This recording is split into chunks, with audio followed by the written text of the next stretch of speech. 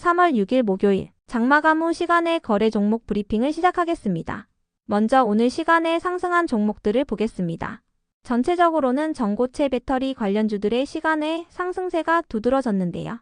이 중 시간의 상한가 종목은 LTC 한 종목이 있었습니다. 참고로 거래 대금이 적어서 넣지는 않았지만 대원산업이 장마감 후 연간 실적을 발표하며 시간의 상한가로 마감했으니 참고해주세요. 전년 대비 연간 매출액은 19% 증가한 9,314억 원을 기록하고 영업이익은 58% 증가한 749억 원을 기록했다고 발표했습니다. 대원산업은 자동차용 시트를 생산하고 있습니다. 그렇다면 상위 5개 종목들의 시간의 상승 이유를 알아볼게요. 먼저 LTC는 장마감 후 연간 실적을 발표하며 시간의 상한가로 마감했습니다. 전년 대비 연간 매출액은 144% 증가한 2,769억 원을 기록하고 영업이익은 흑자 전환한 241억 원을 기록했는데요. LTC는 디스플레이나 반도체 제조 공정에 사용되는 공정용 전자재료 중 하나인 PR 박리액을 개발 및 제조하는 기업으로 주요 거래처로는 삼성 디스플레이를 두고 있으니 참고해주세요. 다음으로 한동화성을 비롯한 전고체 배터리 관련주들이 상승했는데요. 국내 최대 규모의 배터리 전시회인 인터배터리가 어제 강남 코엑스에서 개막한 가운데 장마감 후 전고체 배터리와 관련한 기사들이 나오면서 관련주들이 시간의 상승세를 보인 것으로 파악됩니다. 관련 기사에 따르면 이번 전시회에서 LG엔솔과 삼성 SDI는 전고체 배터리를 이르면 5년 안에 출시할 예정이라고 발표했는데요. LG엔솔은 2030년에는 전고체 배터리를 볼 수 있는 형태가 될 것이라고 언급했으며 삼성 SDI는 2027년 양산을 목표로 준비 중이라고 밝혔습니다. 전고체 배터리 관련주 중에서도 한동화성은 전고체 배터리의 고분자, 전해질 핵심 재료를 개발하는 국책과제의 주관 기업으로 LG화학 및 한국화학연구원 등과 함께 연구를 수행 중이라고 알려져 있으니 참고해주세요. 다음으로 캠트로닉스가 상승했습니다. 장마감 후 삼성전자의 반도체 부문이 유리 인터포저 개발에 착수했으며 유리 인터포저가 유리기판을 대체할 수 있을 것으로 전망된다는 내용의 단독 기사가 전해졌기 때문이에요.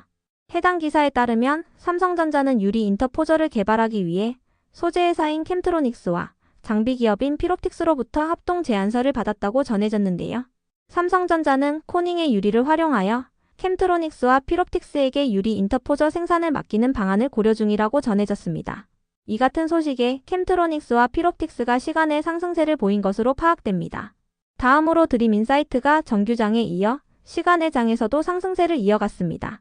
구글의 프리미어 파트너로 선정됐다는 소식이 지속 호재로 작용되는 모습인데요. 구글 프리미어 파트너는 각 국가별로 상위 3% 기업에게만 부여되는 자격으로 드림인사이트는 이번 파트너 선정을 통해 글로벌 플랫폼과의 협력 체계도 강화하게 됐다고 전해졌어요.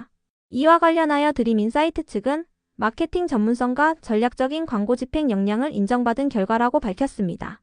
한편 대진 첨단 소재가 시간에 상승할 만한 호재는 파악되지 않았는데요.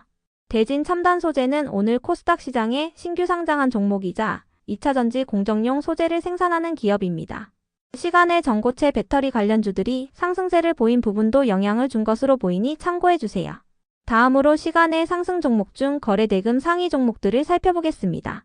먼저 대진 첨단 소재가 가장 높은 거래 대금을 동반하며 시간의 4.2% 상승했습니다. 오늘 신규 상장 후 시간의 장에서도 상승세를 이어가는 모습입니다. 이어서 피롭틱스가 거래 대금 2위를 기록하며 시간의 2.1% 상승했습니다. 장마감 후 삼성전자가 유리 인터포저를 개발하기 위해 캠트로닉스와 피롭틱스로부터 합동 제안서를 받았다고 전해지면서 피롭틱스가 상승세를 보였습니다. 다음으로 이수 스페셜티 케미컬과 한동화성이 각각 거래 대금 3위와 4위를 기록하며 시간의 4.2%, 6.6%씩 상승했습니다. 인터배터리 전시회가 개최되고 있는 가운데 전고체 배터리와 관련한 기사들이 나오면서 관련주들이 시간의 상승세를 보인 것으로 파악됩니다. 이어서 포스코홀딩스가 거래 대금 5위를 기록하며 시간의 0.3% 상승했습니다. 시간에 상승할 만한 호재는 파악되지 않았는데요.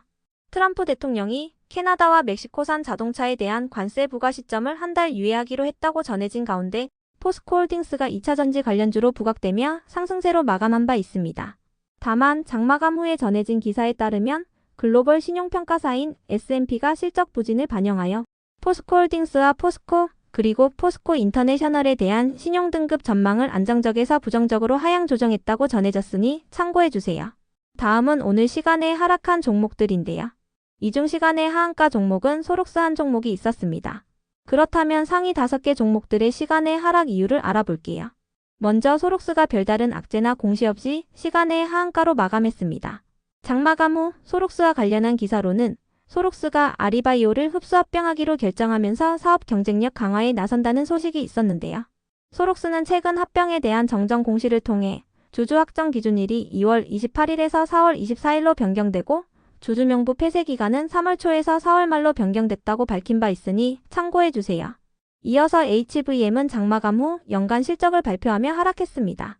전년 대비 연간 매출액은 9% 증가한 454억 원을 기록하고 영업이익은 적자 전환한 마이너스 70억 원을 기록했다고 발표했습니다. 다음으로 포스코 인터내셔널을 비롯한 일부 포스코 그룹주들이 하락했습니다. 장마감 후 글로벌 신용평가사인 S&P가 실적 부진을 반영하여 포스코홀딩스와 포스코 그리고 포스코 인터내셔널에 대한 신용등급 전망을 안정적에서 부정적으로 하향 조정했다는 소식이 전해졌기 때문인데요. 이 같은 소식에 포스코 인터내셔널이 정규장에 이어 시가내장에서도 하락세를 이어갔습니다. 포스코 인터내셔널은 어제 알래스카 프로젝트 관련주로 부각되면서 15%의 급등세로 마감한 바 있으니 참고해주세요. 한편 센즈랩과 모니터랩을 비롯한 보안 관련주들이 시간에 하락할 만한 악재는 파악되지 않았는데요.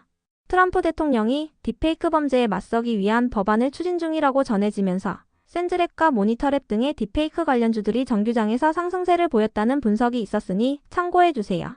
다음으로 YC캠을 비롯한 유리기판 관련주들이 하락했습니다. 장마감 후 삼성전자가 유리 인터포저 개발에 착수했으며 유리 인터포저가 유리기판을 대체할 수 있을 것으로 전망된다는 내용의 단독 기사가 나왔는데요. 해당 소식에 기사에 언급되었던 캠트로닉스와 필옵틱스가 상승세를 보인 반면에 유리기판 관련주들은 하락세를 보인 것으로 추정됩니다. 유리기판 관련주 중에서도 YC캠은 유리기판 전용 핵심 소재 개발을 완료하고 초도 물량을 고객사에 공급했다고 전해지면서 오늘 강세로 마감한 바 있으니 참고해주세요. 다음으로 시간의 하락 종목 중 거래대금 상위 종목들을 살펴보겠습니다. 먼저 화성밸브가 가장 높은 거래대금을 동반하며 시간에 0.3% 하락했습니다. 시간에 하락할 만한 악재는 파악되지 않았는데요. 화성밸브는 어제 알래스카 프로젝트 관련주로 부각되며 강세를 보였던 종목이니 참고해주세요. 트럼프 대통령이 알래스카 천연가스 프로젝트를 추진 중인 가운데 한국이 해당 프로젝트에 참여할 수 있다는 기대감이 커지고 있습니다. 이어서 삼성전자가 거래대금 2위를 기록하며 시간에 0.3% 하락했습니다. 시간에 하락할 만한 악재는 파악되지 않았는데요. 미국의 주요 반도체 기업들이 시간에 1%에서 3% 사이의 하락세를 보인 부분이 영향을 준 것으로 추정됩니다. 그 밖에도 트럼프 대통령이 반도체 지원법을 폐지하려는 시도를 하고 있다고 전해지면서 오늘 반도체 기업들은 전체적으로 하락세를 보였으니 참고해주세요. 다만 트럼프가 반도체법을 폐지하려는 시도는 무산될 가능성이 크다는 의견이 나오고 있습니다. 다음으로 하나오션이 거래대금 3위를 기록하며 시간에 0.8% 하락했습니다. 시간에 하락할 만한 악재는 파악되지 않았는데요.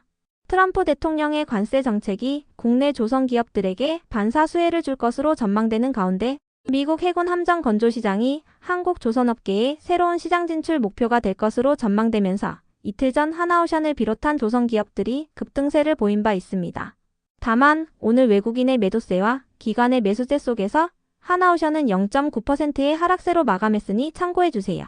이어서 포스코 인터내셔널이 거래대금 4위를 기록하며 시간에 4.2% 하락했습니다.